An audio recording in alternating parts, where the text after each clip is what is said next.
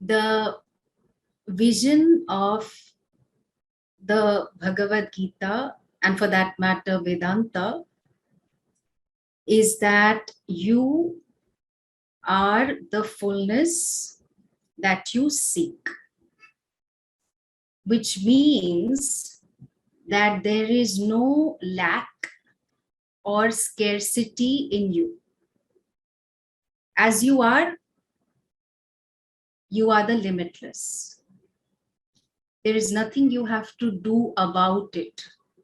Even if you want it, you can't change the fact that you are already the limitless.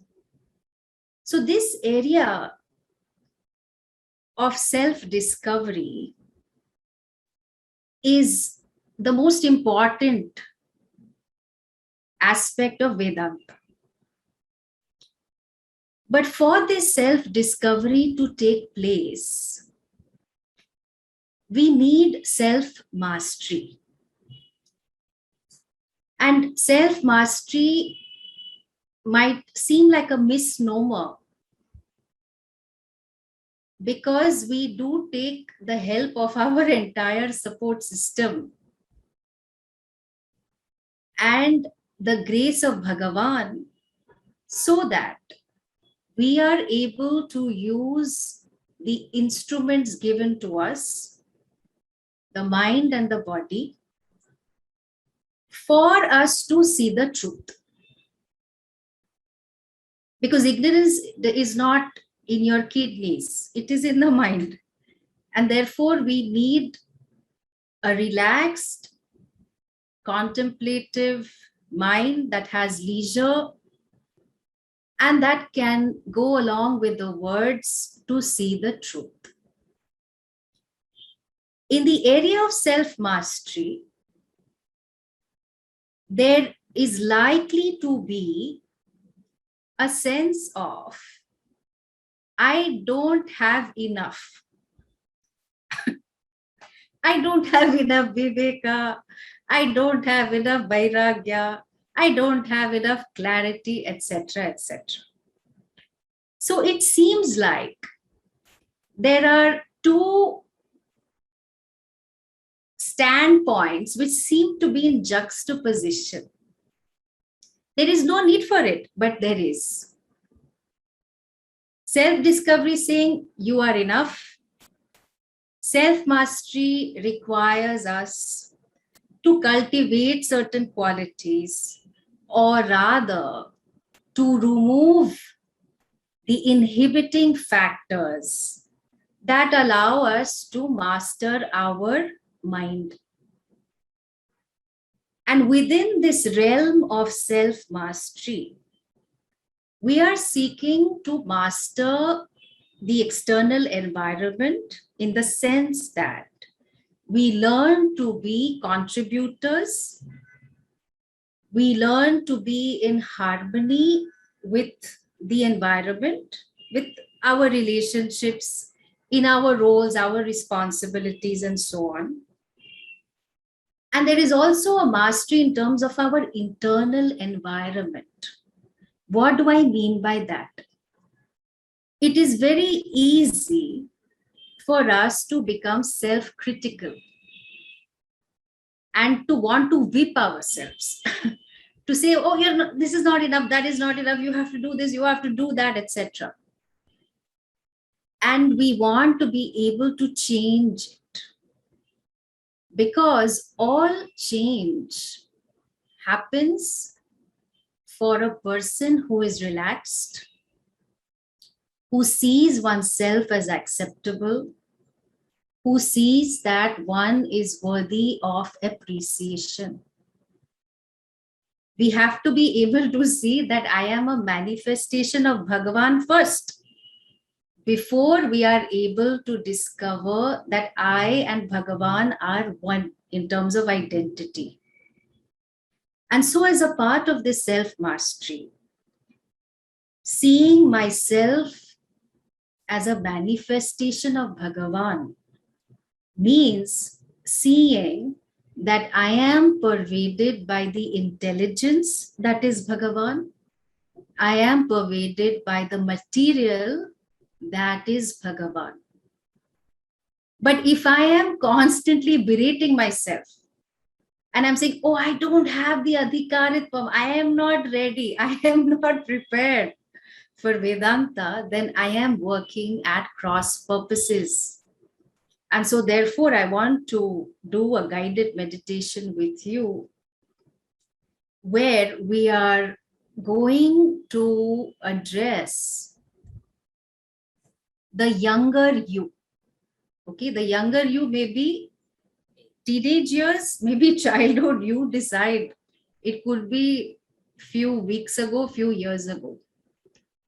And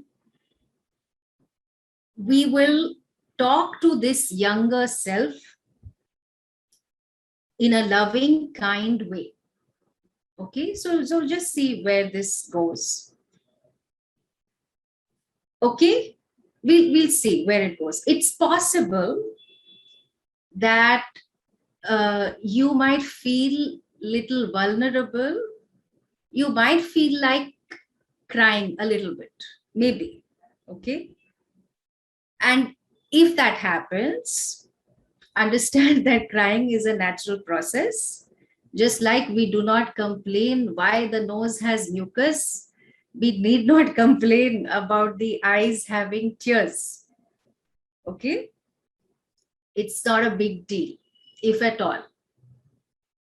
So we'll see where it goes. Okay? So now I want to invite you to sit in a comfortable place. See if you want to walk around the room, just shut the door or whatever you want to do in your space, because this will probably take about 10 minutes. If you want to have some water or something, that's also okay.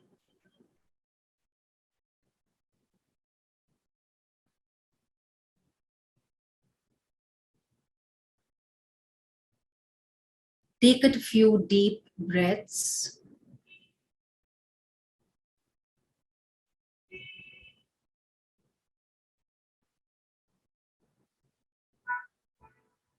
See that your back is straight.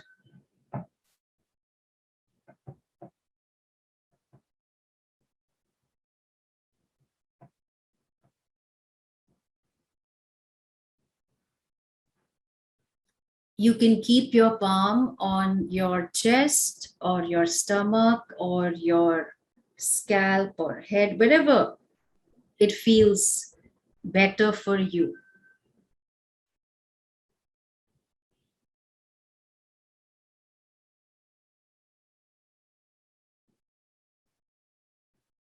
Right now, as you sit,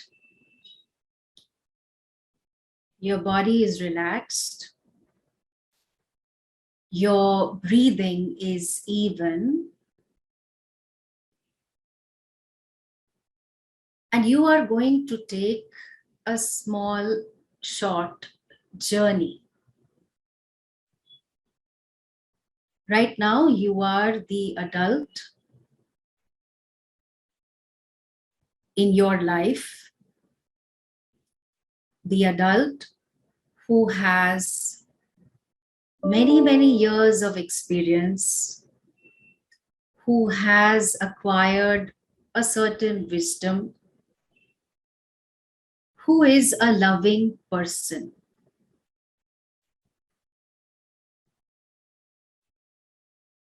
And you are walking on the beach. You can feel the sand beneath your feet. It feels warm to the touch. There is a gentle breeze that is blowing.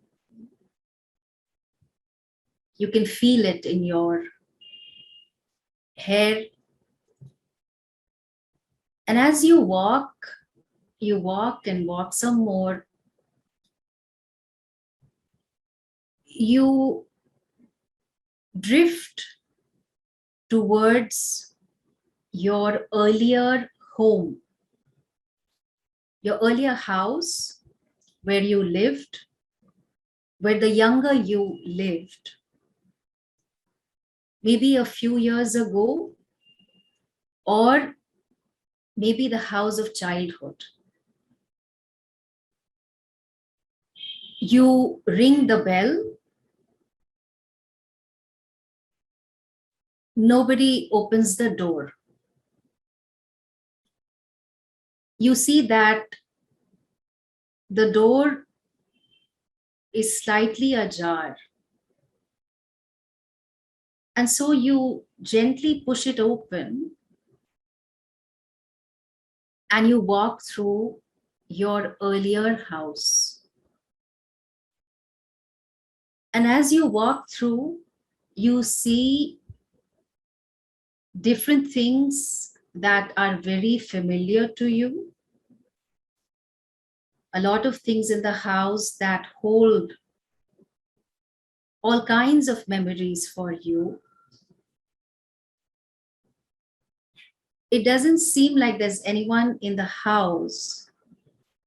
And then when you go to the farthest room, you find that there is a younger you sitting there.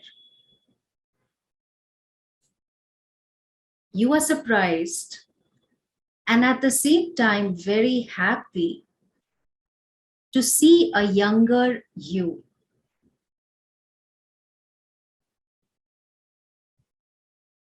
You rush to this younger you, but the younger one is not so keen to return your embrace.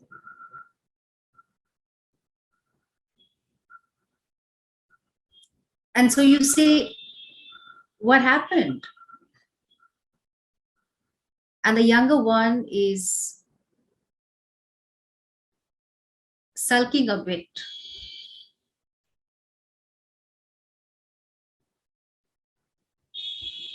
And the younger one says, why have you come here?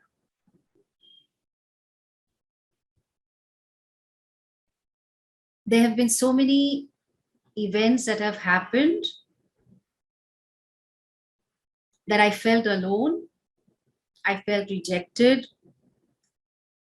And on top of it, you have put me down several times, saying that I'm not enough. Then why have you come here? And you realize that you have not paid enough attention to the younger one. And so you say, I'm sorry that you feel like this. I don't have any lecture to give you, but you are the reason because of which I have grown. You are worthy of appreciation.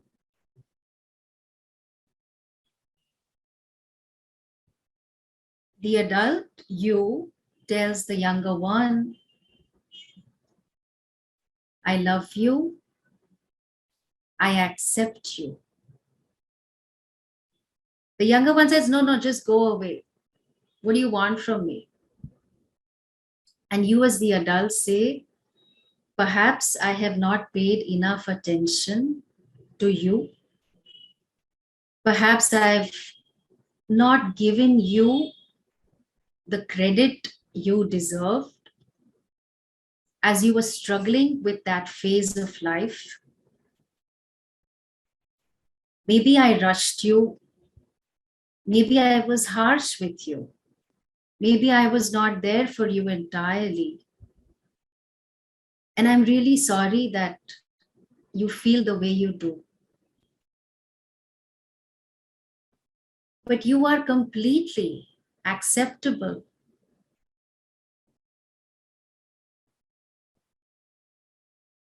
You are pervaded by Bhagavan. You have a lot of blessings which unfold and have unfolded in every situation. Some of the situations didn't feel like blessings, but you are completely acceptable.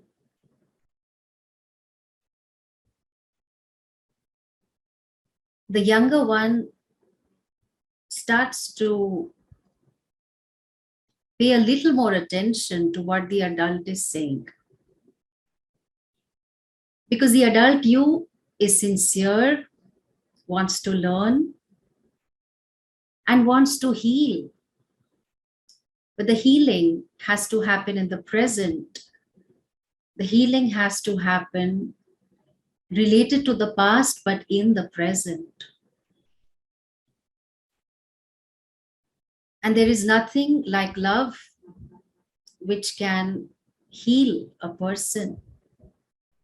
And so, showing love to the younger one, the one who was struggling, the one who was trying to prove himself, herself, the one who was looking for approval, the one who was seeking appreciation. The adult you says, you are enough. It's okay if the others are able to see it or not see it, but I see it. I see that you are worthy of appreciation. Your presence matters. And I really love you. What would I have done without you and the learning and your readiness to go through different situations? Perhaps you didn't have the wisdom that I have now.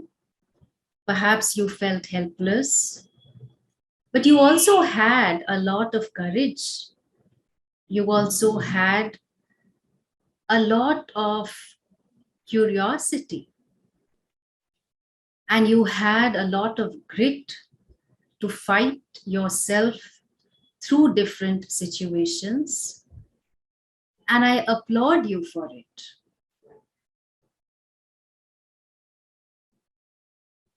So I want to tell you, as the adult in your life, that I will never leave you. I am always there for you. You may have felt alone, and I'm really sorry about it. It may take some time for you to trust me, and that's okay. I'm willing to give you all the time that you need. But we are a team. There is nothing about you that I will reject. I completely accept you as you are. And saying so, you hug the younger one. You hold the younger one, and it's likely that the younger one feels vulnerable, not heard, not trusted, but you are determined to change that. And as the adult you say that we are pervaded by the law of karma, which is intelligent. A lot of the situations may seem like blessings, may not, but we have enough to live life. We are enough to be able to navigate through life. And we also have the ability to seek support if we need. You promise the younger one that you will be back to resume the conversation. If there is anything that the younger one wants to tell you, please listen and respond.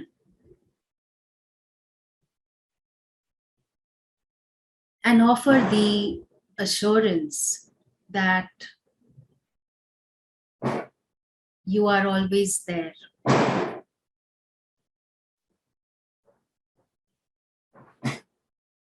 You tell the younger one, we will resume this conversation a little later. And I want to leave by just saying that I love you. You matter to me. I deeply value all that you have done. Given the wisdom and the experience you had, and I am here for you, and we will move ahead in this journey of life.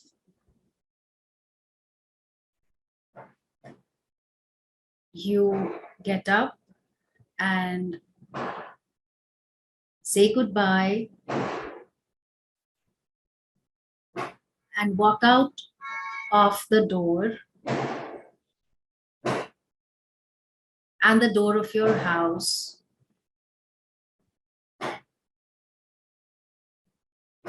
feeling happy that you were able to connect to the younger one with whom you've had a mixed relationship.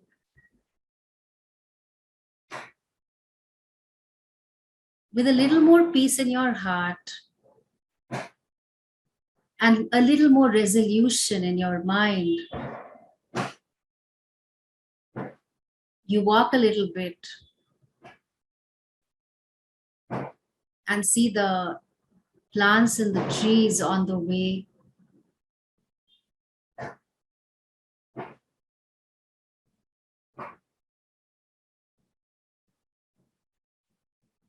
And you slowly come back to this class. Take a few deep breaths.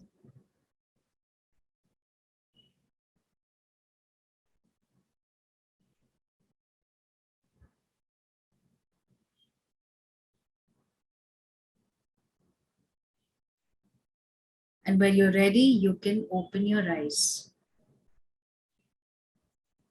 Om Shanti Shanti Shanti.